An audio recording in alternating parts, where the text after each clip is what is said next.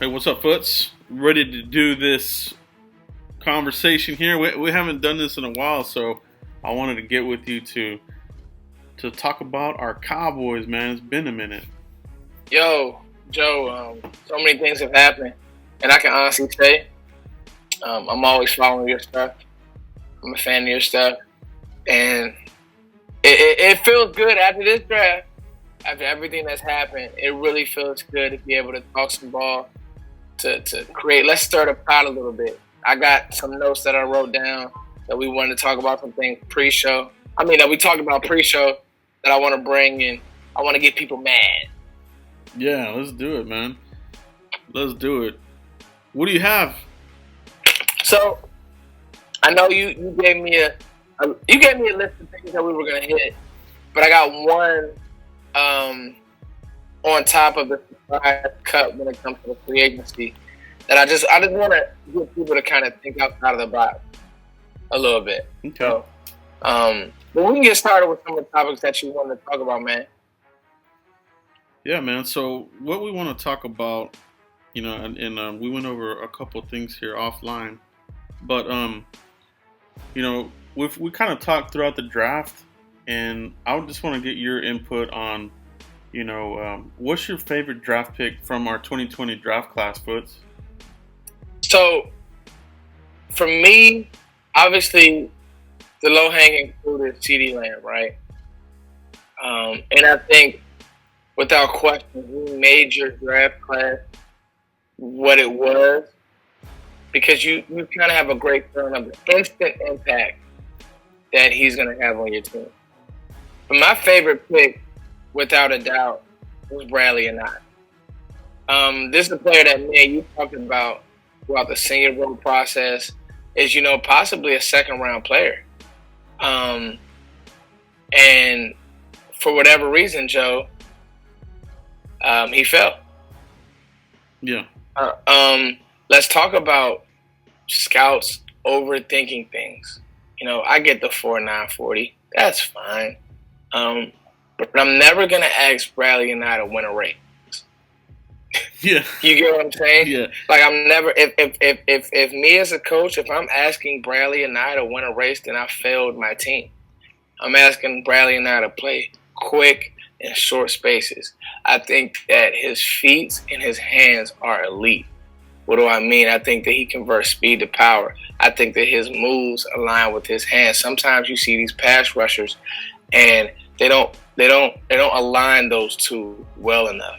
You saw the way he was able to rush with his hand in the dirt, mind you, at the Senior Bowl it was flat out amazing against, players who did get drafted. And then you saw what he did to an Austin Jackson, who was a first-round player. And he toyed with him in the USC game. So, for me, for the value, I think that, I don't know if it was because of the quarantine. I don't know if it was because of COVID. I don't know. But to see him on the board in the 5th round was like, wow. Like, I really think that he's going to be a future starter on his team. Yeah, the guy has, amazing, he, like you said, he's not the fastest player, but he has the production, and you kind of have to go with the production, and Utah, that kind of thing. So it's a decent division, Utah is in Pac-12. Yeah. So they play good football. Yeah, they have some good teams there. So it's not like he's coming out of FCS, like some small college or something like that. So he has a lot of potential, and I was surprised he fell that far. And even when I saw his name still available, I was like, well, there's a reason why the Cowboys aren't drafting him. So I was thinking they were going to go another route. But then when they did take him, I was like, okay, well, cool. They went ahead and made the right choice. And I felt like this was the ongoing theme for the draft was, if this was the Garrett regime, they would have done they would have drafted totally different players. But this one, it was like, okay, cool, we did take this player. So that's a great pick. I'm ready to see what he can bring to the Cowboys, because I feel like that's something that we definitely need. We still have a big question mark there. We have people applying for reinstatement with Gregory and Alden Smith, but then you have Tyrone Crawford, who's a walking, mash unit, all beat up. So,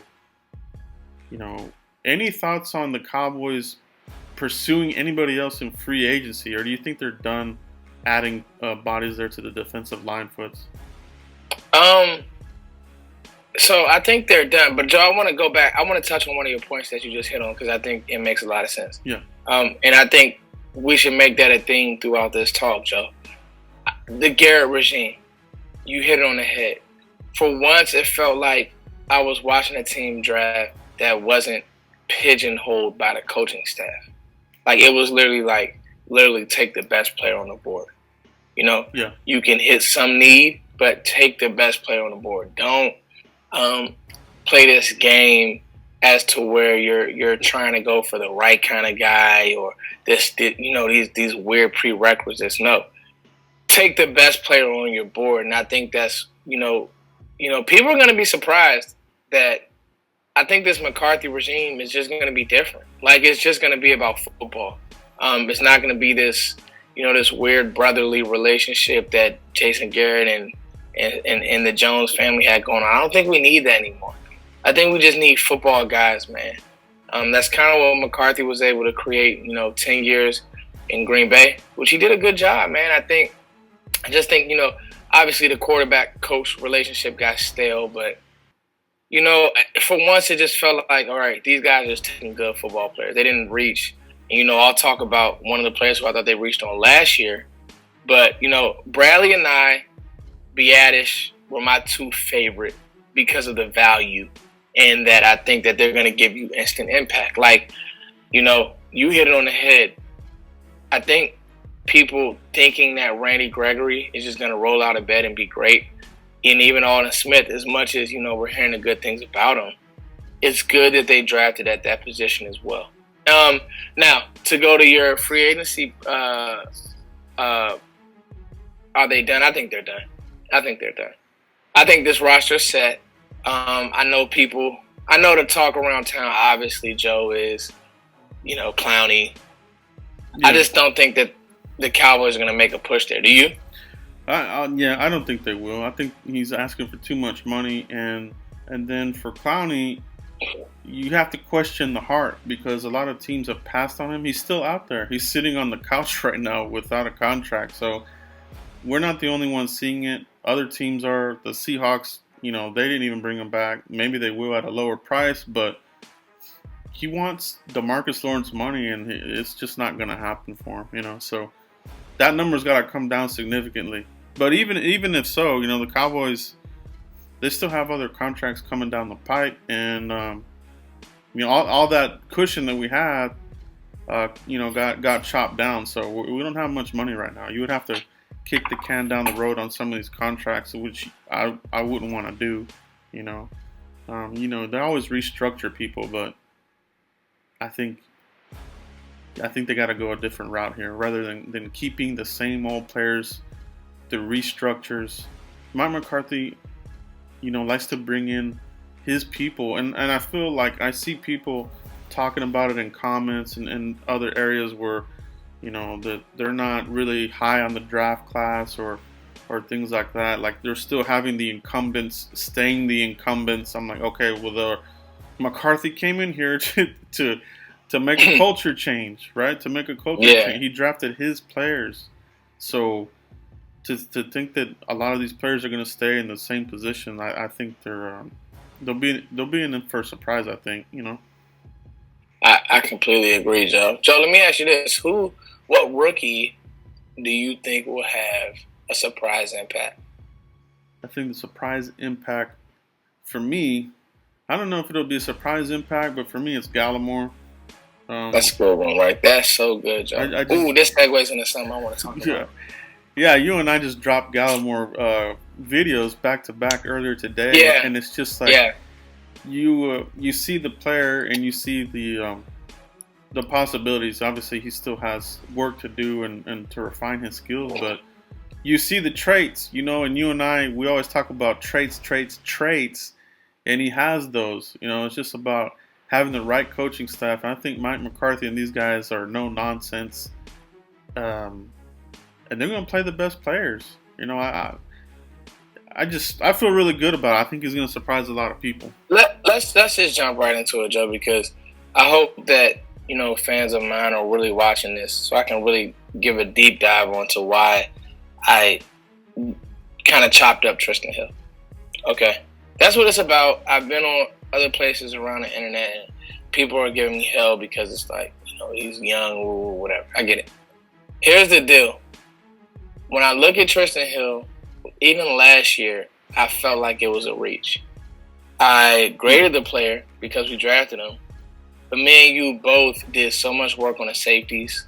Juan Thornhill staring you in the face. You don't draft him. He goes to Kansas City. He makes plays. We could do that with Taylor Rapp, all these guys, whatever. Yeah. I had a 4th round grade on Hill. 3rd at best on a great day. Depending on how the board stacked. But you draft him in the 2nd round. That happens, whatever. If you have a pet cat. Happens all the time. Seattle drafted Jordan Brooks in the 1st, whatever. But when you hear that, when a guy's a healthy scratch to me, week in and week out, Joe, it just screams Taco Charlton. It just screams something's not clicking there. And I think that fans are doing themselves a disjustice, Joe, by falling down that same line of thinking that it's going to be the Garrett regime. They're just going to give you year in and year out and year in and year out. Yeah. I've been totally. I think that they drafted Tristan Hill's replacement. I don't think that Tristan Hill is going to even get the opportunity to be on the field. Like everybody's like, oh yeah, I think that Gerald McCoy is going to play well in this scheme. Then I think that Gallimore is going to play well because he's stronger already. Yeah. He's stronger at the point already. Tristan Hill has a great first step. I get all of that. Wow, it's great. But when you're talking about run defense and you're talking about, his man body, you hear things that Tristan Hill didn't want to be at practice, didn't want to be in the weight room. So how's that going to get better? Just overnight? Either you have that work ethic or you don't. And so that's kind of like my long-winded explanation. Joe, how do you feel? No, I feel exactly the same. You want your 2nd round pick to be productive. Cheeto was a 2nd round pick. He was productive. He showed something. Yeah, he showed something. And these other players that have been in the 2nd round have usually shown something. Even Connor Williams. So he played. Yeah, he played. Yeah, and that's what you want. You want your 2nd round pick to contribute early, and not wait around. He didn't have any injuries, so he's a healthy scratch. So just a lot of red flags and just stuff that you hear from his college time and things like that. And like you and I talked about, this was a name that just kind of gained steam right at the very end. It was like, okay, Tristan Hill, like what? Okay, well let's look at this guy. And then you kind of try to sell yourself in your mind, like, okay, let me get into this, and let me get behind this. Yeah. And then totally. you do, and you're like, where's this guy at? And we're still getting thrashed in the running game. And that's why we drafted the defensive tackle, and they're super disappointed, man. And I'm not really bearing him yet, but I think the leash is short. They're not married to this player. This is a new regime. If they don't like him, the coaches don't like him. This is not going to be like a Rashid Hegeman, these types of. And I almost feel like this is what Tristan Hill is, like that type of player. I hope I'm wrong, because it's a 2nd round pick. I would love to eat crow. I want to be wrong. I just think you hit it on the head about the marriage thing. People listen. Mike McCarthy said, "Cooper Rush, you're out." Cowboys fans love Cooper Rush. Mike McCarthy said, "You're out. I got a chance to get better." Yeah. He's not playing the family game anymore with these guys. You know what I mean? And I love it because that's what you need. I want some feathers ruffled. I like confusion because it lets me know, okay, said player can do this, said player can do that. You could tell right away that Tony Pollard could play, Joe. Oh yeah. From the preseason games, you could just tell he could play. Yeah. And I wasn't asking Tristan Hill to be a 10 sack, at the defensive tackle position. But when these guys come in early, you could tell Malik Collins could play as a rookie. Yeah. Right, Joe? Yeah. He had 5 sacks as a rookie. Yeah. So don't give me the rookie talking and, everybody, like I hit on the video, everybody, well, DeMarcus Lawrence had a slow start. Yeah, he also had a regime that was willing to grow with him. They drafted him. So when you draft a player, you're married to your drafts. So when you draft a player, you definitely are going to, you and that staff and those scouts who you brought in, who you're working with, are going to say, okay, we'll give him time. We have a plan in place. If you didn't draft him, like people, if we really getting deep in the woods, Jordan Lewis, Cheeto, Anthony Brown, hello? Yeah. Your replacement may have just been drafted. Yeah. Yeah, that's definitely on the table, and I feel like these players from the past regime, they really have to double time their effort, because these are Garrett guys, and McCarthy's like, well, let me see, and I've talked about this too before, that McCarthy knows the weaknesses of these guys going, he knew what play calls to call to That's a good point, Joe. That's an excellent point. Yeah, especially with our secondary, whether it was Byron or a safety or Cheeto, he already knows what he has. Joe. So we'll see. He knew how to attack us. Yeah. Yeah, wow. He knew how to attack us, so he knows how other teams are going to attack these new guys. Well, I mean, our current guys. So he likes long corners. Kevin King. Yeah, he does. Yeah. Yeah. So I mean, that's still that looks like it's still a thing here, right? With the length and not just we know Chris Richard liked the taller players as well, but it looks like this is something that's still a thing here with the Cowboys, right? With the height, you got to have the measurables. It sounds like. Yeah, I mean, I think the measurables, yes, but I think you drafted two players who can play. Yeah. Especially Trayvon Diggs. He's a good player, man. I mean, Listen, everybody will point to Jamar Chase. Jamar Chase, to me, is the best receiver in college football right now. Absolutely. So losing to him isn't bad. I mean, it's not a bad thing. Like, you gave up some big plays against a really good receiver and a really good offense. But he also has some good games against some other good receivers. And I just think that, the one thing that I like about Diggs is that you can't teach his length and you can't teach his speed. Does he get in trouble in, different coverages? A little bit. But he'll always be able to make up for it. And, hey, I mean, he's practicing against Henry Ruggs. He's practicing against Jerry Jeudy and his brother Stephon Diggs. So I like his upside moving forward. And I like the fact that, that's another pick that the whole draft, man, but that's another pick that you just said. Just stand there and pick a good player. Don't go reach for an end that you don't love. Stand there and pick a good player. And I think that the Cowboys did a good job doing that. Absolutely. Yeah, great point, Foots. What I'm wondering about is this, right? What is your biggest question mark as far as the roster right now? Going through free agency and now the draft. If you had to play a game right now, what do you sit back and think? I don't know about this position quite. Still, I'm not too sure about this area. What comes to mind when you think about that right now, Foots? Center and left guard, easy. Center and left guard. I like my defense because I don't expect this defense to be I don't expect this defense to be, the Bears or whatever. I expect them to be opportunistic. I think that somebody will emerge. I love Gerald McCoy signing. He's losing weight. You see the pictures floating around the internet. That's tight. But left guard, Joe. Who's playing left guard? No. I don't like Connor Williams at guard. I don't think he's strong enough, Joe. He just isn't a guard. Yeah. I've seen enough film. I'm done. And center, everything in me wants Biadasz to win this job because I think I think that he struggles in pass sets, but I think you can help him, and I think he's a center, like he's not a converted center. He's a center. Yeah, and I think he's coming from a program to where he's pro ready. So, in that, those are my two questions, Joe. I love my tackle. I see what they did with Irving with the swing tackle. I mean, that's great. Obviously, I love Lyle Collins. I think he had the best year of his career. Yeah. And that was awesome. And then obviously Zach Martin is Zach Martin.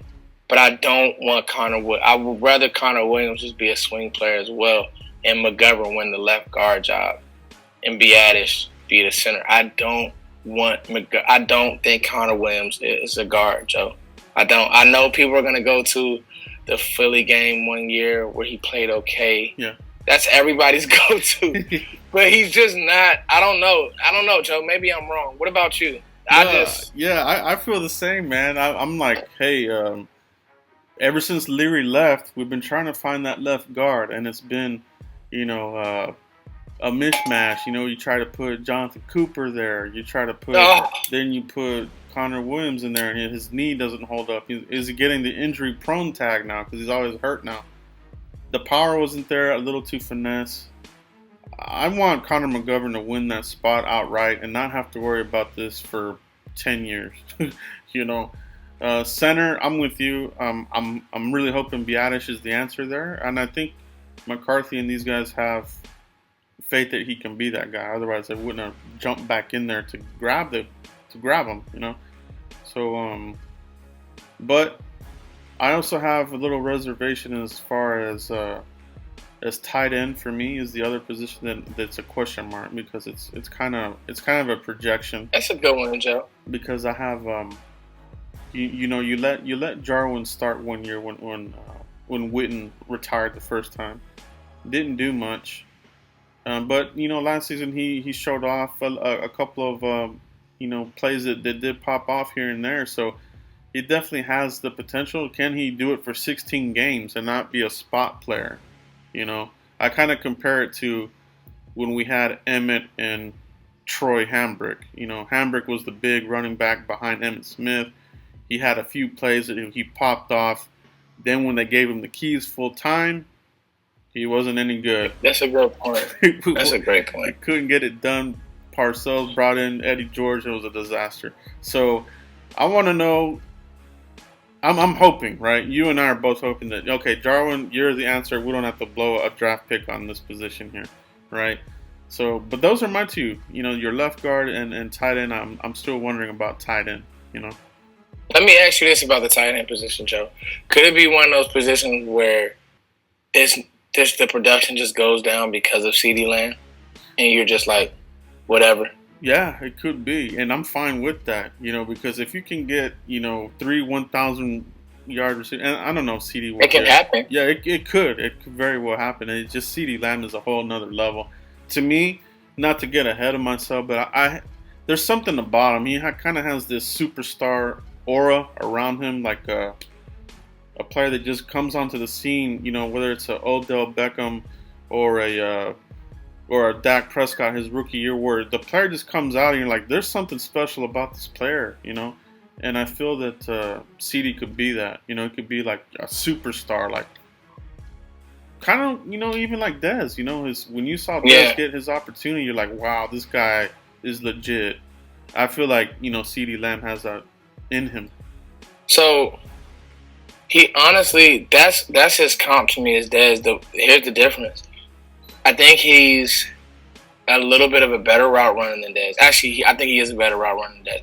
Dez was just this freak athlete who really had no idea what he was doing, but just was a freak as far as just his high point ability, just run after the catch. I think CeeDee has that run after the catch ability. He plays very stout. The one thing that CeeDee does that I think that McCarthy, he's going to benefit from an offensive mind of McCarthy is, remember, Dez early on, you couldn't do a lot with him because I think there were some questions about how well he understood the playbook. You would see games where him and Tony just weren't on the same page at all. You're like, but you knew he could catch the fade ball, and you knew, it was little things like that. But with CeeDee, I think that you can do, I'll be honest, I want CeeDee, everybody's saying slot.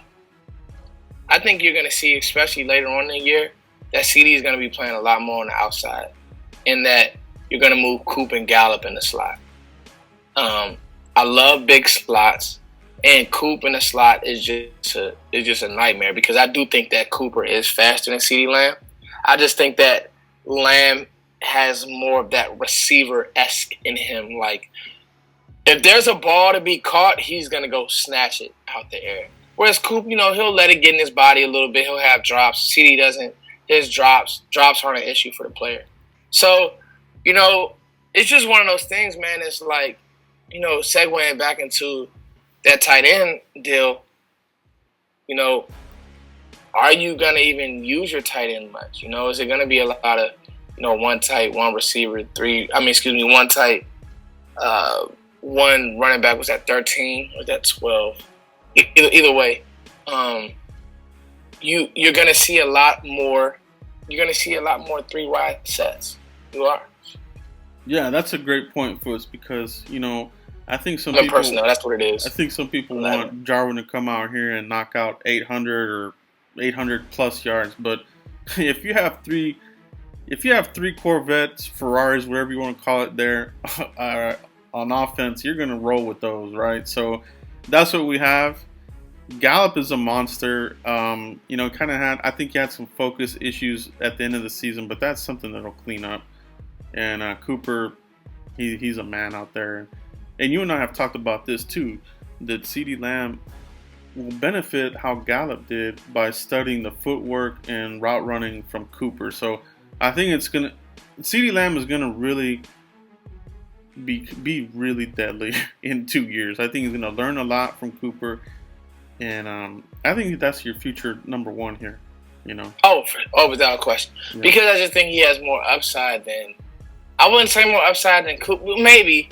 But he definitely has more upside than Gallup, just because, I just think he has more of that it than Gallup. Gallup is the one, Joe, who people are gonna go in the games because what'll happen is maybe Lamb will have a few big games and people just forget about Gallup and then he'll just give you a 200-yard game or something crazy like that.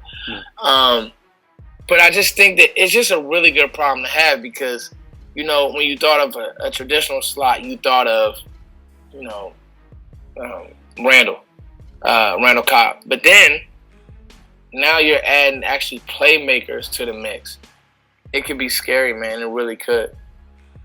Yo, it is. And this is a perfect wide receiver, I think. He fits that mold of a McCarthy type of receiver. Looking back at the physical receivers he drafted at Green Bay, all the same type of guys, after the catch and weren't afraid to go and hit you, and it's going to be an all-day fight. You're going to beat down some of these secondaries, Gallup is punishing as well. People kind of forget that he has that punishing type of ability after the catch as well, coming out of Colorado, right? So, it's I can't wait, man. I can't wait to see what these guys do with the game plan, like how do you stop this thing? I mean, it sounds wonderful on paper, but I think even besides on paper, I think it's gonna happen, I do, Joe. I do. I think it's gonna be a beautiful thing when it does.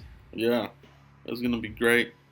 Foots, let's get into a couple of questions. I asked my community members here at the channel to submit a couple of questions. We'll get into a handful here. Because we don't Let's talk about it, man. I'm ready.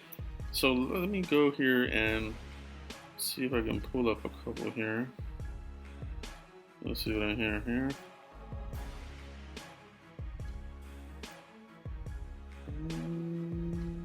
Let's see.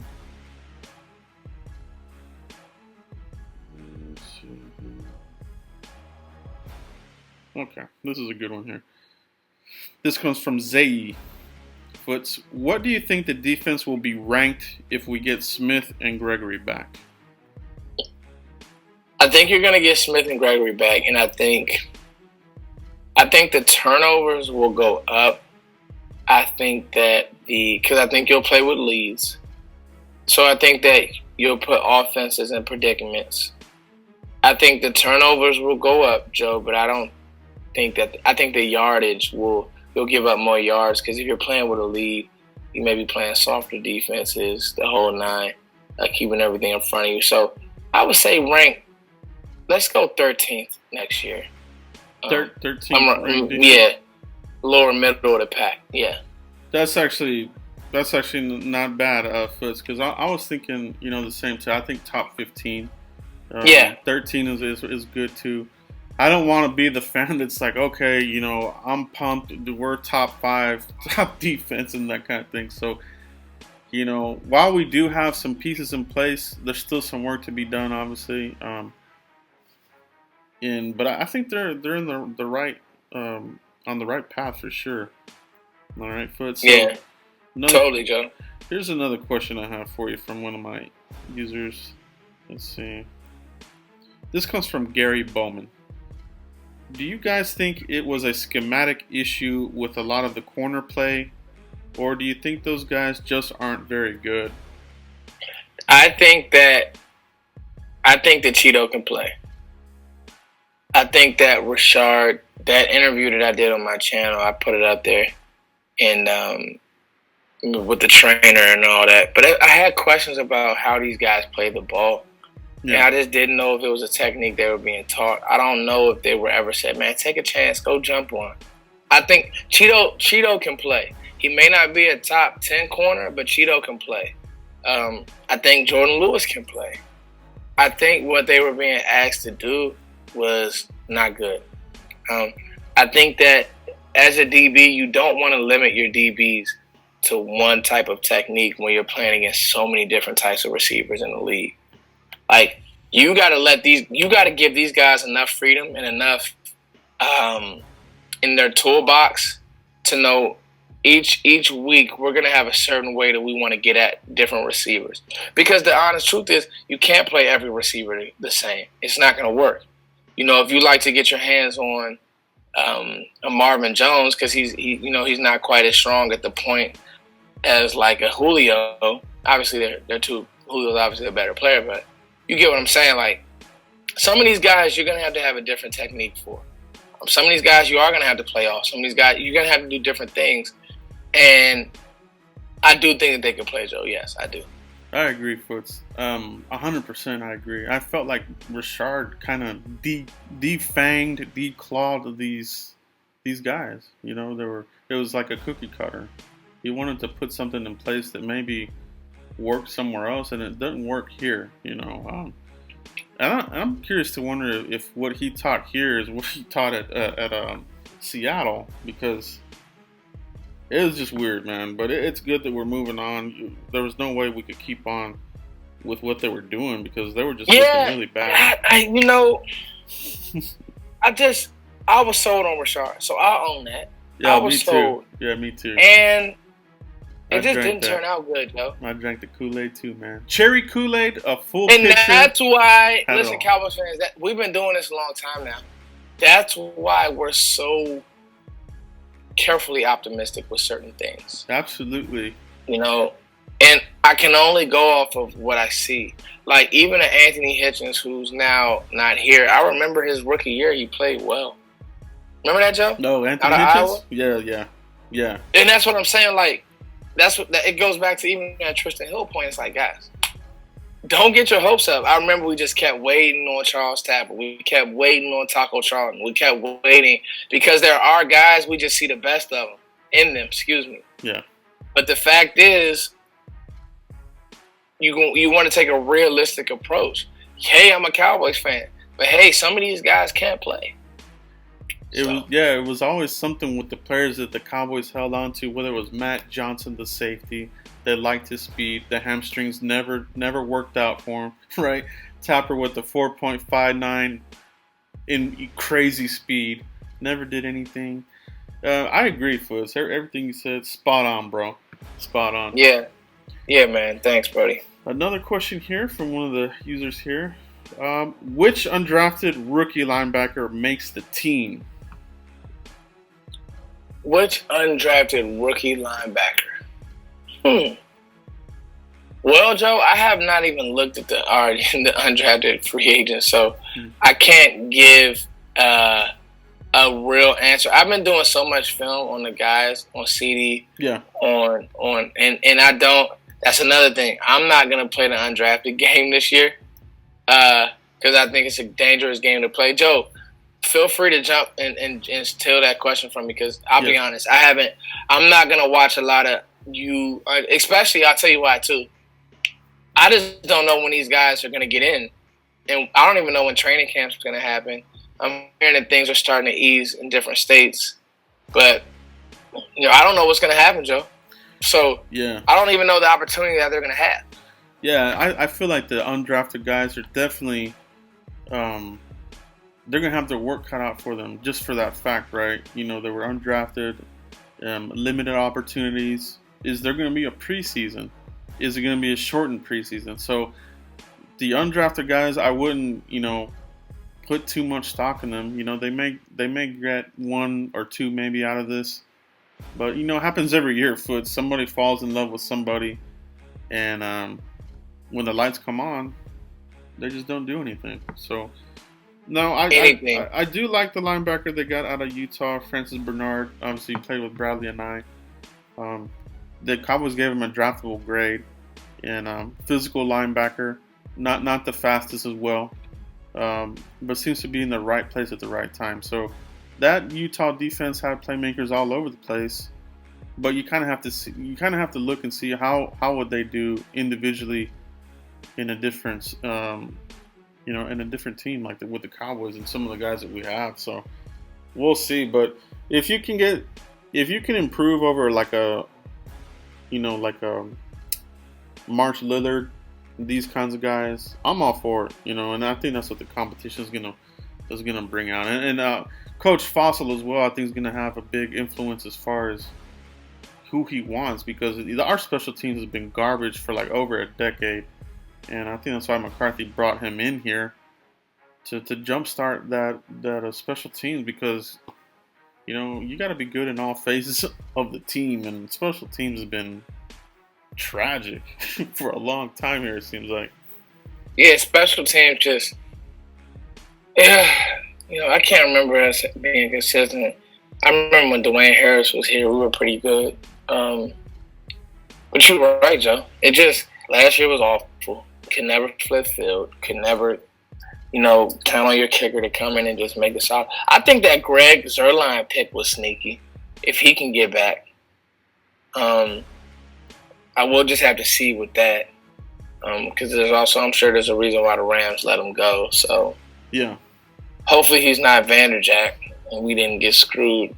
Oh man, kickers just scare me, bro. Now it's just like it's just scary, Joe. It is scary how fast some of these players, they fall off really, really quick. They get the gips and they don't recover. It's mental with these guys. So Dan Bailey, Vanderjack, even Vinatieri went on a big skid there. It's like they had to convince him not to retire, but he knows he's done, but they didn't want to let him go. So it happens to all these guys. Every player, every position, your time comes, and you just got to hang them up at some point, Totally, Joe. Totally. But Foots, I think we did a great conversation here talking about the Cowboys. We hit on some of the draft that we liked and free agency moves and how this team is looking right now.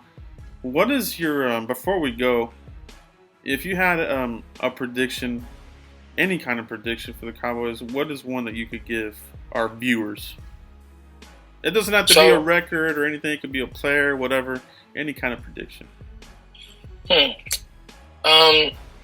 think Tony Pollard has a really good year next year.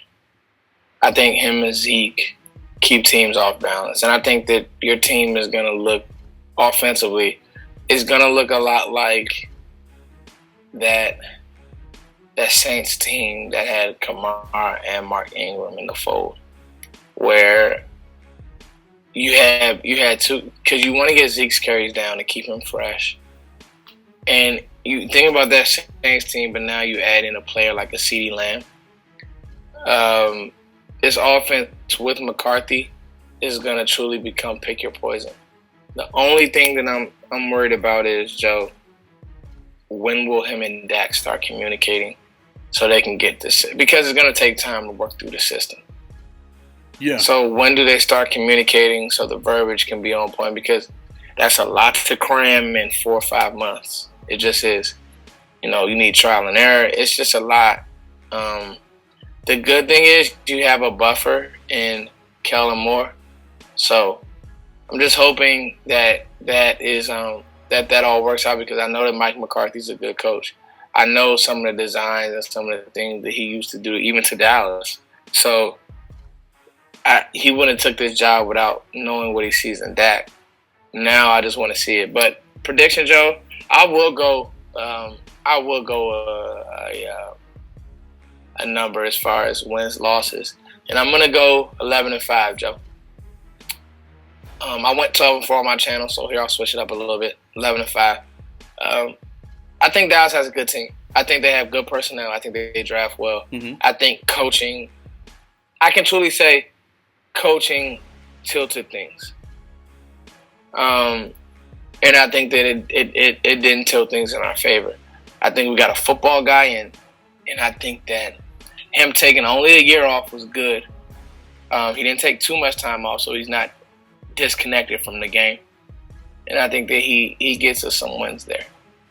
Very good, Foots. And this is the kind of stuff you get when Foots and I get together. We go like deep dive, and I trust us. Foots and I are always talking during the week, texting. We'll hit each other up during the work day. Hey, what's going on, man? What do you think about this? What do you think about that? Can you believe they're doing this? Things like that. And when you can cultivate these kinds of friendships like I do here with Foots, we're able to bring you this kind of content, unfiltered, unbiased, and just straight off the cuff. And I really appreciate you, Foots. It's been a while. We'll have to do this again here soon. And I know, man, thank you for having me, Joe. What's your prediction before you go?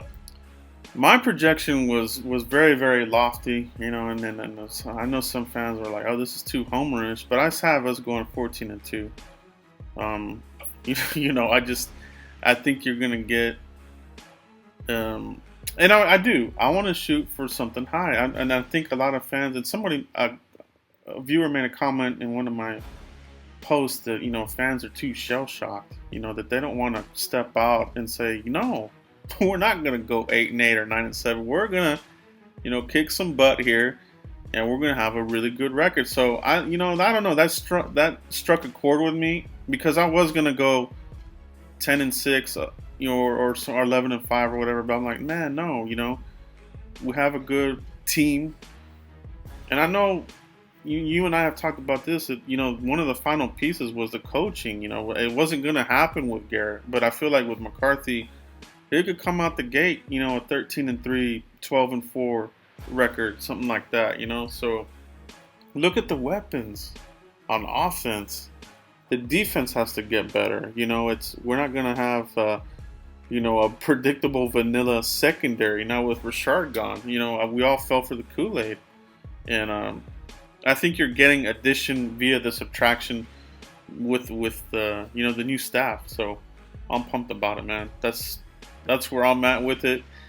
Hopefully we get through it, man, because it's been a long time. Cowboys need to win in the playoffs, and I think McCarthy will do that for us. I love it, Joe. I think that's spot on. I think coaching matters at every level. Yeah. At the youth level, the pros, coaching matters. I think you got a guy who's going to hold players accountable. Coaching matters, Joe. So, yeah. I think you got a guy who's worked with greats. In McCarthy, who's put his time in. So I'm excited. Great point, man. Great point. The pedigree's there. Montana, Favre, Rodgers. I mean, he knows what he wants in a quarterback.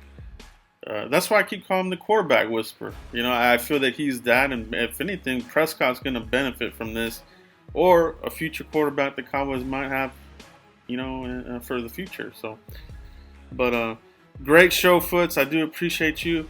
Much love, Joe. We got to do this again. This felt really good. Let people know where they can find you, Foots. Yeah, you guys know it, man. Cowboys Nation TV. I just released some music, Foots and Coles on IG, or Foots the King on IG. Just check me out, guys.